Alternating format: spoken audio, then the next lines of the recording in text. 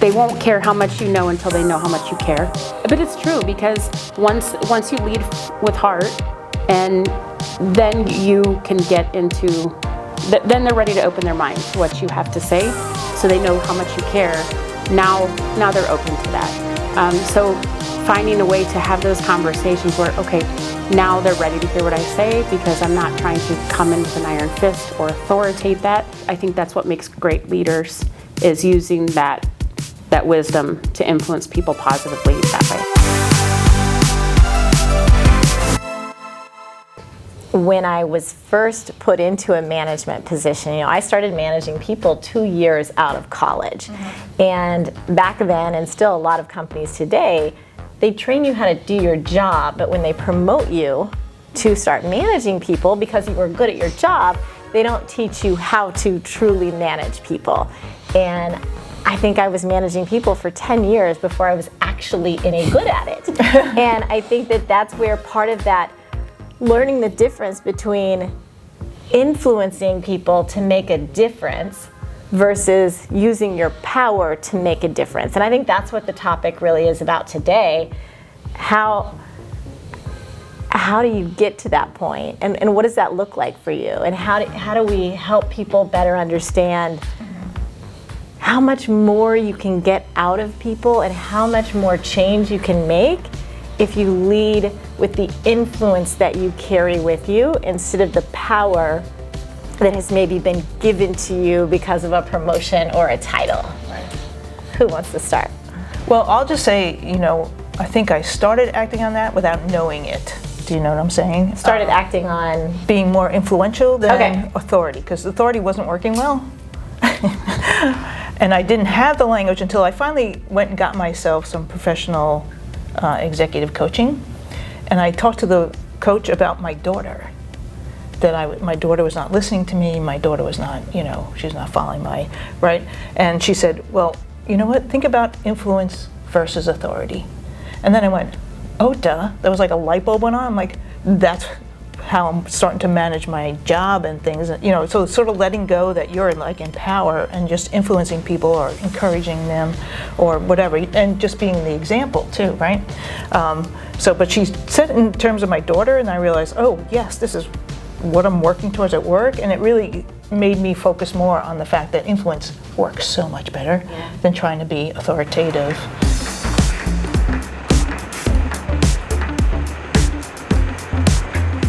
I think there comes wisdom through years of experience where you learn to master that. Number one, I think everybody sitting here in this room is a very humble person for what I know of each of you, which is something that I highly respect and admire about all of you. And I know personally, I would never want to be seen, honestly, as powerful versus influential, because I believe in servant leadership, that I'm serving the people that I do lead and influence. And I think that goes even beyond our job sites. That's working directly with it, whether it's a client or a trade partner, or how you're positively influencing every person. There's a powerful way to do that, but you don't have to be powerful or big. It's the way that you speak to people and leading your conversations with heart. They won't care how much you know until they know how much you care. That's one of my favorite quotes from Theodore Roosevelt. But it's true, because once you lead with heart, and then you can get into, then they're ready to open their mind to what you have to say, so they know how much you care. Now they're open to that. I think now I'm blessed to be on the first job I was on was actually a joint venture. And so I saw superintendents from my company, but then I also saw superintendents from 2 other companies interacting on the same job site and having to work together. And what I think it's just being the youngest kid that I naturally sit back and just watch before just interacting. Maybe it's a female thing, maybe not, but I would sit in those meetings with, an array of superintendents of different personalities, and I was like, I'm just gonna learn from every one of them. And what I learned on that job is my leadership style that I wanted to have was not the one that was coming in and barking orders in the meeting and the first one to talk. The one that I respected actually the most on that job was the one that would sit back and listen to every person's opinion first and know what was their main important thing that they wanted to get out of this meeting.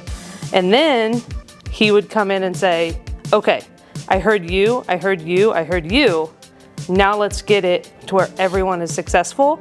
And that has always been what I think. And now that I'm thinking about it and talking to you guys, is I'm like, oh, that was influence versus power.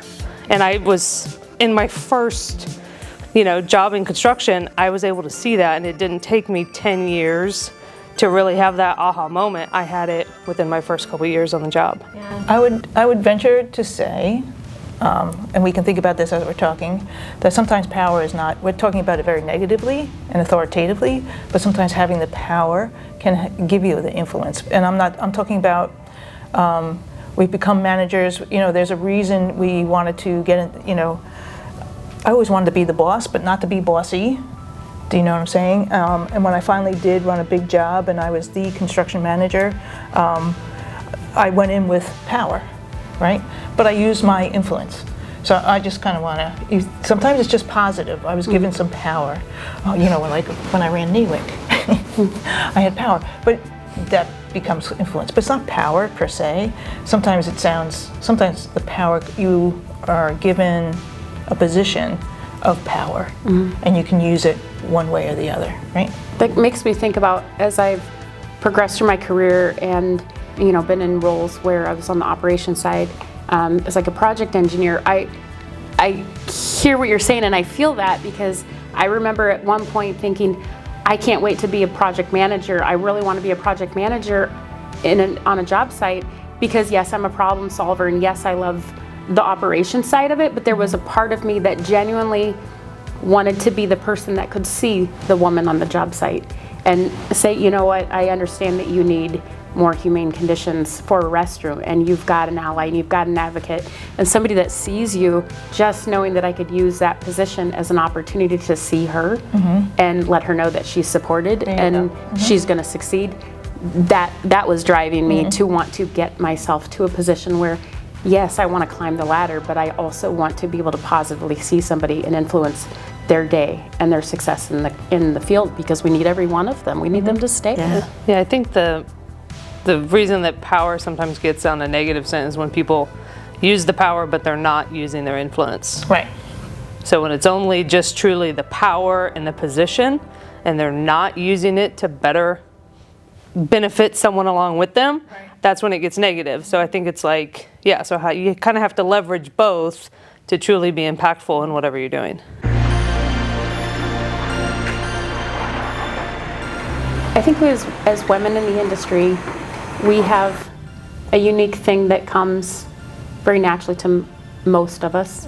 Some men too, a lot of men, but I think more commonly with women is we tend to lead with empathy.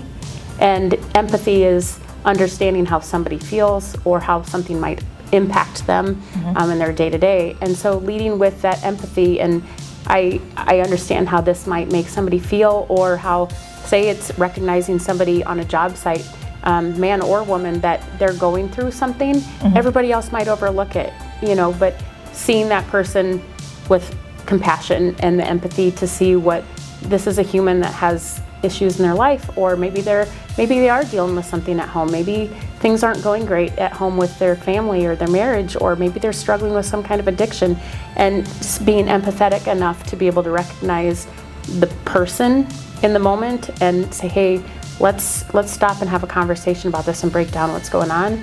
I think is a unique strength that as women we bring to job sites, especially because everybody does have problems, and it's something that the entire industry needs to be positively influenced and impacted. We know, like, mental health, for example, is a strong issue. We have such a high suicide rate in our industry, and being able to use our influence to positively impact things like that, where we see people and we recognize that we've got hard work to do, but we can do it together, and we can improve the conditions in which we're doing it. And that everybody's going home safe at the end of the day and they're working safe on their job sites because they're able to feel okay when they show up at the beginning of the day and they're able to do their job safe and focus on their job, I think is a unique thing that women particularly bring.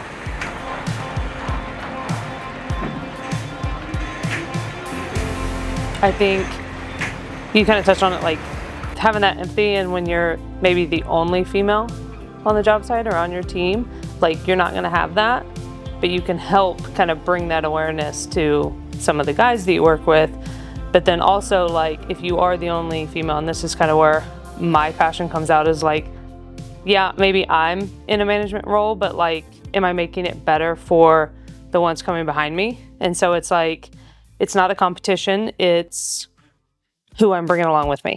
And so making sure, whether it's within your own company or within NAWIC or another organization, you know, whatever you're doing, making sure that you have your tribe and your support, but you're also bringing them up with you, and it's not just you against the world.